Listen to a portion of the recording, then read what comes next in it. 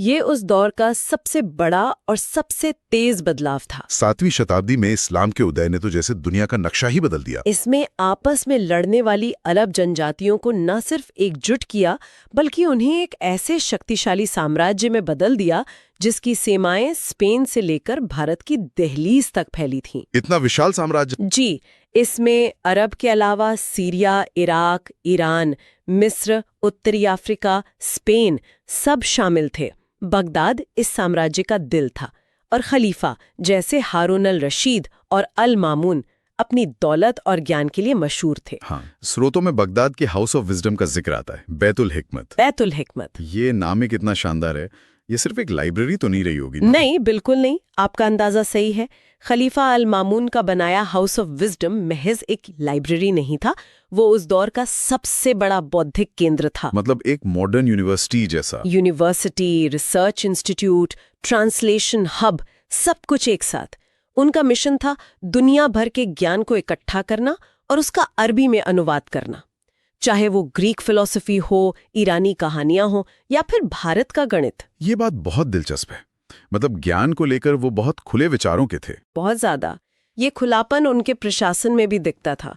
उन्होंने ईसाई और यहूदी विद्वानों को भी प्रशासन में बड़े बड़े पद दिए।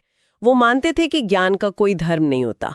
इसी माहौल का नतीजा रहा होगा कि विज्ञान में इतनी तरक्की हुई। बिल्कुल।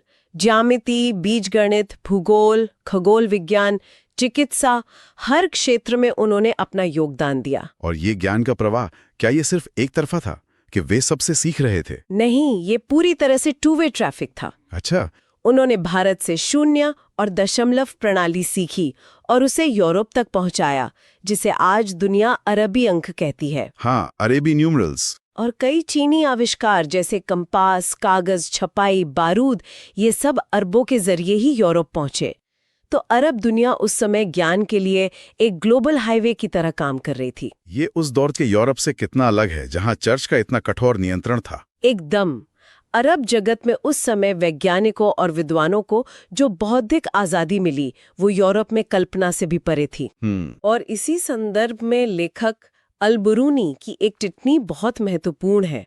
जब वो भारत आया तो उसने लिखा कि शायद भारत में भी कुछ वैसी ही परिस्थितियां थी जैसी यूरोप में है। ऐसा क्यों कहा उसने? क्योंकि उसने देखा कि अरब का विज्ञान भारत में प्रवेश नहीं कर सका और भारतीय विज्ञान की प्रगति भी धीमी हो गई। ये तो एक बहुत ही तीखा अवलोकन है।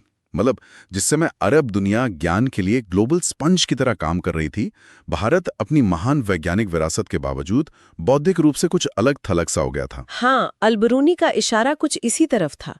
ये एक जटिल सवाल है जिस पर इतिहासकार आज भी बहस करते हैं। कुछ कहते हैं कि शायद वर्ण व्यवस्था की कठोरता एक कारण थी या फिर राजकीय संरक्षण की कमी, जैसा बगदाद में हाउस ऑफ विजडम को मिला था। बिल्कुल। जो भी कारण रहे हों, अल-बुरूनी की ये टिप्पणी हमें सोचने पर मजबूर जरूर करती है।